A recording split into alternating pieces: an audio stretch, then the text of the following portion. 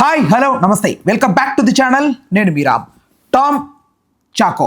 So ఈయన మీ అందరికీ తెలిసే ఉంటుంది, దేవరాలో ఈయన ఒక మంచి క్యారెక్టర్ చేయడం జరిగింది. ఎస్పెషల్లీ దసరా ఫిలిం మీరందరూ చూసే ఉంటారు, దాంట్లో విలన్గా చేసిన వ్యక్తి. అయితే ఈయనకు సంబంధించి ఒక వార్త ఫుల్ వైరల్గా మారింది. ఇతను ఒక హోటల్లో డ్రగ్స్ తీసుకుంటుండగా పోలీసులకి దొరికిపోతుండగా పరారైనట్టుగా వార్తలు వస్తున్నాయి.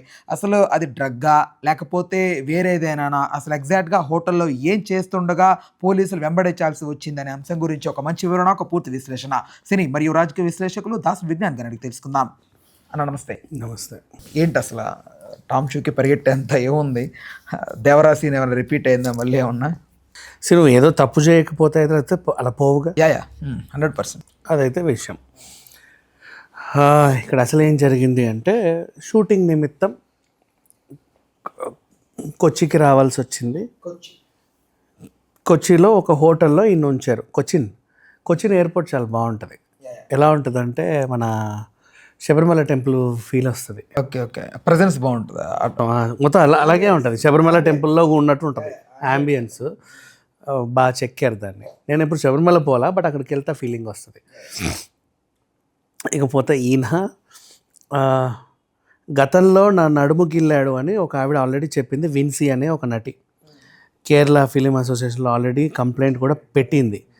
అంటే ఏది మన హేమ కమిటీ వచ్చి వాళ్ళు బాగా రచ్చ చేసే టైంలోనే ఈవిడ కూడా ఇతని మీద ఆరోపణలు చేసింది. సరే, ఆరోపణలో నిజమో వాస్తవం వాళ్ళు కనుక్కుంటారు. ఇప్పుడు జరిగిన ఇన్సిడెంట్ ఏంటంటే, ఒకటి గుర్తుపెట్టుకోండి, సినిమా వాళ్ళు 5 స్టార్ హోటల్స్లో దిగారు అంటే వీళ్ళు ఏమైనా అసాంఘిక కార్యకలాపాలు చేస్తారా లేదా అని హోటల్ సిబ్బంది ఎప్పుడో కన్ను పెట్టి ఉంచుంది. మీకు బెల్లు కొట్టగానే కామేన్ అంటారు, వాడు వస్తాడు చక్కగా గ్లాసులు పట్టుకొని. Sir what you want sir అడగగానే ఏం పర్వాలేదు అక్కడ పెట్టి ఇక్కడ పెట్టు అంటావు. నెక్స్ట్ వెళ్ళేటప్పుడు క్లీన్ ద రూమ్ అని కూడా చెప్తావు. కొంప క్లీన్ చేసేటప్పుడు వాళ్ళు చూస్తారు వీడు ఏమైనా అడ్డమైనవన్నీ ఏమైనా తెచ్చాడా లేక పద్ధతిగానే చచ్చాడా అని. అఫ్కోర్స్ వాళ్ళ డ్యూటీ తప్పేమీ లేదు దాంట్లో, బికాజ్ నువ్వు వాళ్ళ కొంపకి వెళ్ళి ఒక రోజు ఉండి వస్తావు అంతే. నీ వల్ల ఏదన్నా అయితే ఆ హోటల్ మూసుకోవాల్సి వస్తుంది కదా, వాడి బిజినెస్ అంతా లాస్ అయిపోతుంది. కరెక్ట్.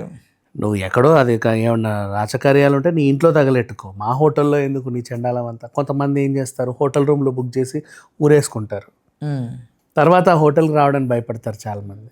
ఆ రూమ్నే బ్యాన్ చేస్తారు ఇంకా. ఇలాంటివన్నీ అవుతాయి. చాలామంది కూడా మీరు హోటల్ రూమ్స్ తీసుకుంటున్నారు అంటే మీ అవసరానికి వెళ్ళండి, అవసరం తీర్చుకొని రండి. అనవసరమైన ఇష్యూస్కి హోటల్సే మాకు సెక్యూరిటీ ప్లేస్ అని చెప్పేసి అక్కడికి వెళ్ళకండి. అలాగే వెళ్తారులే ఎన్ని చెప్పినా కూడా. కానీ ఇప్పుడు ఈయన షైన్ టామ్ చాకో మన దసరా విలన్, ఆయన సెంట్రిక్గా కూడా ఒక సినిమా చేశాడు మొన్న, వైరల్ అనేదో. ఈయన హీరో. ఎప్పుడైతే యాక్చువల్లీ హీస్ వర్సటైల్ పర్ఫార్మర్ అనిపిస్తుంది నాకు మామూలుగా. మీకు ఎట్లా అంటే, కొన్ని రోజులు శ్రీహరి బిజీగా ఉంటే ఆ క్యారెక్టర్ ప్రకాష్ రాజ్కి వెళ్ళడం, ప్రకాష్ రాజ్ బిజీగా ఉంటే ఇటు వెళ్ళడం, వీళ్ళిద్దరు బిజీగా ఉంటే సోను సూద్కి వెళ్ళడం, ఇలాంటివి ఉంటాయి కదా. ఇదే టైంలో కేరళలో ఎక్కువ మన ఫాద్ ఫాజిల్కి వెళ్ళే క్యారెక్టర్స్ కొంచెం అప్పుడప్పుడు ఏంటంటే యూటర్న్ తీసుకొని ఆయన బిజీ ఉండడం వల్ల ఈయనకు వచ్చాయి. ఓహోహో, అలా షార్ట్ టైంలో బాగా ఇదైపోయాడు. మనకు కూడా తెలియదు, కొంతమంది క్యారెక్టర్స్ చూసాం షార్ట్ టైంలో పాపులర్ అయిన వాళ్ళని. అట్లా అయ్యాడు.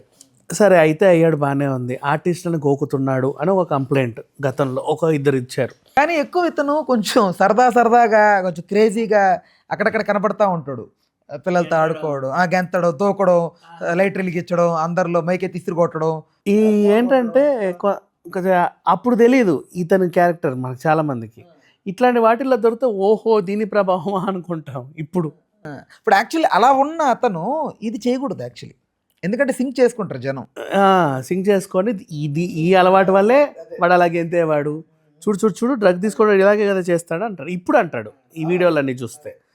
సో ఏం జరిగింది, హోటల్ సిబ్బంది నీ హౌస్ క్లీనింగ్ అయిన తర్వాత మేనేజర్కి చెప్పారు వాళ్ళు, సార్ వాడి రూమ్లో ఏవేవేవేవో ఉన్నాయి ఇటు పీల్చుకున్నవి, అవి చూస్తే కొంచెం ఇబ్బందిగా అనిపించింది, ఎందుకైనా మంచిది అని చెప్పి వాళ్ళు కూడా పోలీస్ కంప్లైంట్ ఇచ్చారు. ఎందుకంటే కేరళలో ఆల్రెడీ సినిమా వాళ్ళ మీద అసలు రాజీనామాలు అయ్యాయి అప్పట్లో, పెద్ద సెన్సేషన్ అది. సో వీళ్ళ మీద ఒక కన్ను ప్రత్యేకంగా వేసి ఉంచారు. అండ్ పైగా డ్రగ్స్ ఇవన్నీ అంటే వాళ్ళకు కూడా ఇబ్బందే కదా హోటల్స్ వాళ్ళకి. పోలీస్ వాళ్ళకి కూడా సార్ మాకు కొంచెం ఏదో డౌట్ వచ్చింది, మీరు ఎంక్వైరీకి రావచ్చు, ఊరికే రైడ్కి వచ్చామండి అని చెప్పేసి కూడా వెళ్ళొచ్చు, ఎవరేం అనుకోరు. ఐఎమ్ సారీ సార్ మీ ప్రైవసీకి భంగం కలిగించినందుకు, ఎవడో ఇంటర్నేషనల్ ఉగ్రవాది హోటల్లో దిగాడని మాకు ఇన్ఫర్మేషన్ వచ్చింది, ఎక్కడున్నాడా అని చూసి వెళ్ళామంటే వాడేం ఫీల్ అవ్వడు, ఎవరైనా సరే అలా కూడా వచ్చిపోవచ్చు. అలా ఒకరు ఇవ్వండి విజిట్ అని చెప్తే సరే అన్నాడు. ఈయన ఎప్పుడు వచ్చాడు, రాత్రి 10-10:30కి హ్యాపీగా వచ్చాడు, చెప్పులు వదిలేసి ఇక 11 గంటల టైంలో ఇక అదే పనిగా పీల్చుకుంటూ కూర్చున్నాడు. కొంచెం ఇబ్బందికరమైన వాతావరణం కనబడింది ఆ టైంలో. హౌస్ కీపింగ్ ఈ బెల్ బాయ్ వాళ్ళు అప్పుడప్పుడు కావాలని, ఇంకా హోటల్ మైండ్లో పడిపోయింది ఏదో చేస్తున్నాడని, కావాలని 2 సార్లు పోక్ చేయడానికి వెళ్ళారు. లేదు ఈ టైంలో రాకండి సార్, కొంచెం బిజీగా ఉంటారు, ఏమైనా అవసరం ఉంటే మేము తీసుకొస్తాం. డోర్ దగ్గర 2 ఉంటారు ఈయన మనుషులు, కింద కూడా రిసెప్షన్లో కూర్చుంటారు, సార్కి ఏమైనా అవసరం వస్తే ఉండాలని చెప్పేసి. అలా ఒక 5 ఉన్నారు వీడి స్టాఫ్. నా వాట్ హ్యాపెండ్స్, పోలీస్ వ్యాన్ వచ్చింది, రిసెప్షన్లో మాట్లాడు సార్ ఇట్లా 103 అంటే ఎంతో అనిపించింది, సార్ పోలీసులు వచ్చారు, మరి మీ పేరు ఏదో వినపడుతుంది ఏంటంటో రిసెప్షన్లో కింద కూర్చున్న వాళ్ళు చెప్పారు. గబగబా లొంగి ఇప్పేసి ఏదో వేసేసుకొని అదే అటెళ్ళి, మన హోటల్ రూమ్స్ ఎలా ఉంటాయి అంటే 5 స్టార్ హోటల్ రూమ్స్, హౌస్ అయితే మనం సెక్యూర్డ్గా కట్టుకుంటాం కానీ హోటల్ రూమ్లు ఇలా డోర్ తెరిస్తే హ్యాపీగా ఎటన్నా దూకొచ్చు అన్నట్టుగానే ఉంటాయి. బాల్కనీ ఉంటే మన అదృష్టం, లేకపోతే మన కర్మ, అలాగే ఉంటాయి అద్దాలు డైరెక్ట్. వీడికి అది కనుక్కొచ్చింది, అందులో నుంచి 2nd ఫ్లోర్కి దూకాడు, అట్లా బయటకు వచ్చేసి మెట్ల మార్గాన తప్పించుకొని వెళ్ళిపోయాడు సినిమాటిక్గానే. ఇదంతా కూడా సీసీటీవీ ఫుటేజ్లో రికార్డ్ అయింది. మరి భలే తప్పించుకున్నాడు యాక్చువల్గా. అసలు అక్కడ బాల్కనీ లేకపోతే, లేదు దూకావు 2nd ఫ్లోర్ డోర్ నీకు లాక్కుంటే మరి ఏమో, మొత్తానికి అయితే చక్కగా చాకచక్యంగా వెళ్ళావు.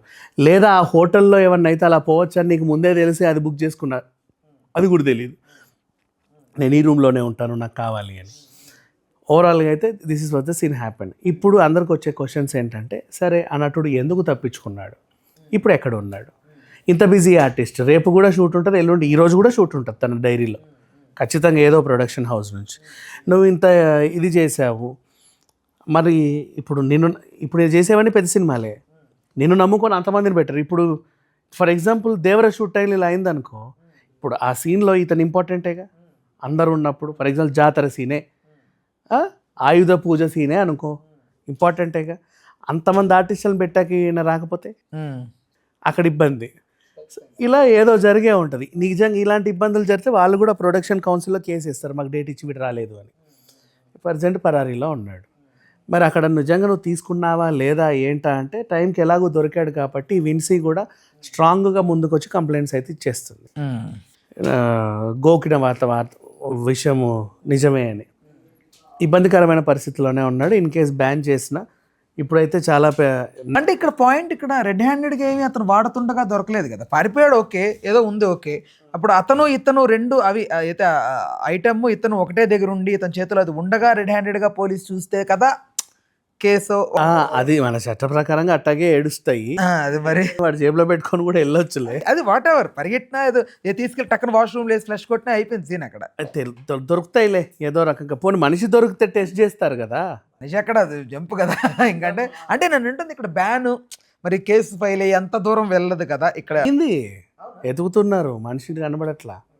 ఇప్పుడు వీళ్ళ పర్సన్స్ అంటే సార్ ఇప్పుడు ఈ పెడ్లర్స్ ఎవరైతే ఉంటారో వీళ్ళకి ఇచ్చే వాళ్ళని పట్టుకునే క్రమం ఏమో మేబీ ఇతను పట్టుకున్న తర్వాత. అఫ్ కోర్స్ అక్కడికే వెళ్తారు, బట్ ఈయన తప్పించుకోకుండా ఉంటే కనీసం కౌన్సిలింగ్ అని ఇచ్చి వదిలేసాం.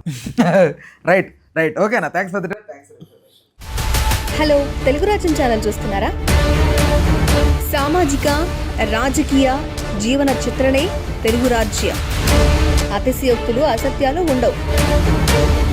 రాజకీయ కోణం కాదు, ప్రజా కోణమే కొలబద్ద. తెలుగు రాజ్యం వీక్షణ మీ ఉత్తమ అభిరుచికి నిదర్శనం.